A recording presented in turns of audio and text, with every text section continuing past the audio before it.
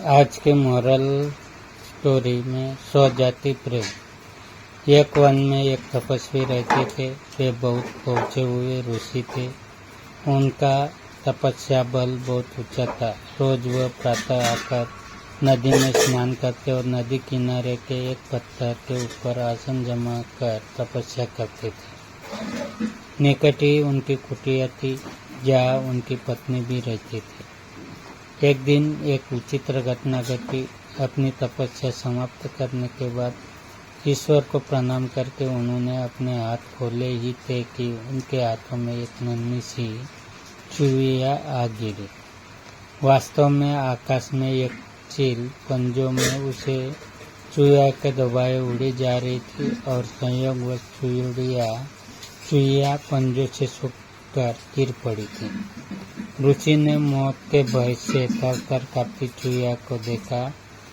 ऋषि और उसकी पत्नी के कोई संतान नहीं थी। कई बार पत्नी संतान की इच्छा व्यक्त कर चुकी थी।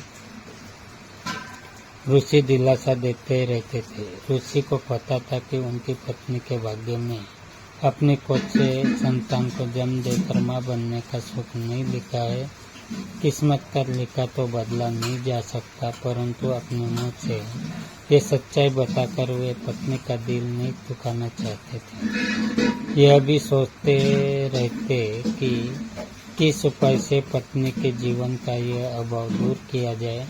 ऋषि को नन्ही चूहिया पर दया आ गई। उन्होंने अपनी आंखें बंद कर एक मंत्र पढ़ा और अपनी तपस्या की शक्ति से चूहिया को मानव बच्ची बना दिया। वह उस बच्ची को हाथों में उठाए घर पहुँचे और अपनी पत्नी से बोले, सौभाग्य, तुम सदा संतान की कामना किया करती थी। समझ लो कि ईश्वर ने तुम्हारी प्रार्थना सुन ली और ये बच्ची भेज दी। इसे अपनी पुत्री समझकर इसका लालन पालन करो। ऋषि पत्नी बच्ची को देखकर बहुत प्रसन्न हुई। बच्ची को अपने हाथों में लेकर सुनने लगी, कितनी प्यारी बच्ची है, मेरी बच्ची ही तो है ये, इसे मैं पुत्री की तरह ही पालूंगी। इस प्रकार चूहिया मानव बच्ची बनाकर ऋषि के परिवार में पलने लगी। ऋषि पत्नी सच्ची माँ की भांति ही उसकी देखभाल करने लगी। उसने बच्ची का नाम कांता रखा। ऋषि भी कांता से पिता व स्नेह करने लगे। धीरे धीरे वे ये भूल गए कि उनकी पुत्री कभी चूहिया थी। माँ तो बच्चे के प्यार में खो गई। वह दिन रात उसे खिलाने और उसे खेलने में लगी रहती। ऋषि अपनी पत्नी को ममता लुटाते देख प्रसन्न होते ही आखिर संतान न होने का उसे दुख नहीं रहा। ऋषि ने स्वयं भी उचित समय आने पर कांता को शिक्षा दी और सारी ज्ञान विज्ञान की बातें सिखाई। समय पंख लगाकर उड़ने लगा। देखते ही देखते माँ का प्रेम तथा ऋषि का स्नेह व शिक्षा प्राप्त करती कांता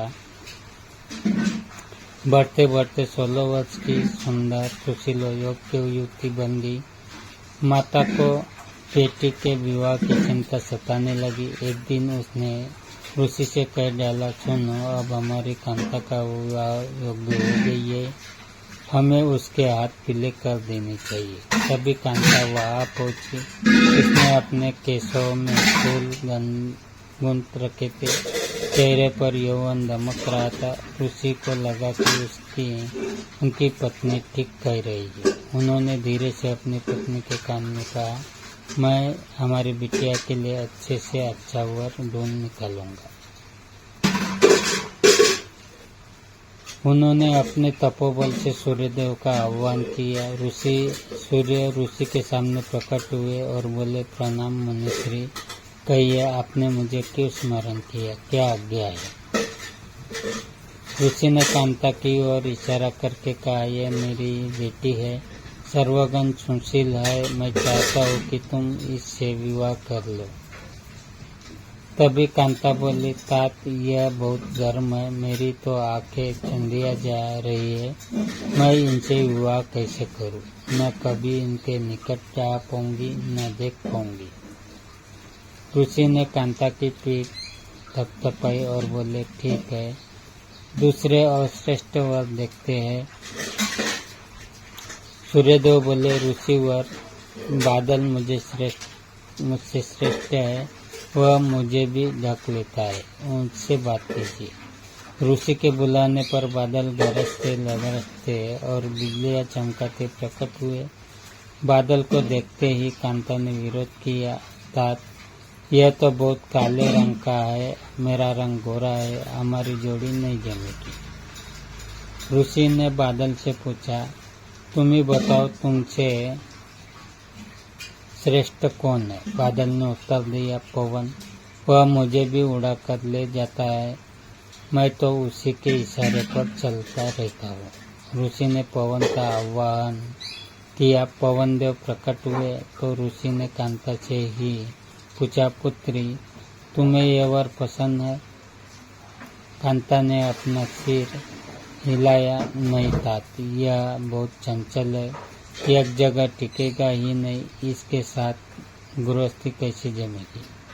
ऋषि की पत्नी भी बोली, हम अपनी बेटी पवन देव को नहीं देंगे, दामाद कम से कम ऐसा तो होना चाहिए जिसे हम अपनी आंखों से देख सकें।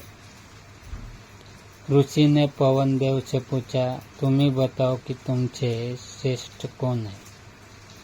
पवन देव बोले, ऋषिवर, पर्वत मुझसे भी श्रेष्ठ है, वह मेरा रास्ता रोक लेता है। ऋषि के बुलावे पर पर्वतराज प्रकट हुए और बोले, ऋषिवर, आपने मुझे क्यों याद किया? ऋषि ने सारी बात बताई। पर्वतराज ने कहा, पूछ लीजिए कि आपकी कन्या को मैं पसंद हूँ क्या? कांता बोली, वो ये तो पत्थर ही पत्थर है, इसका दिल भी पत्थर का होगा। ऋषि ने पर्वतराज से उससे भी श्रेष्ठ वर बताने को कहा तो पर्वतराज बोले, चूहा मुझसे भी श्रेष्ठ है, वह मुझे भी खोद छेद कर बिल बनाकर उसमें रहता है।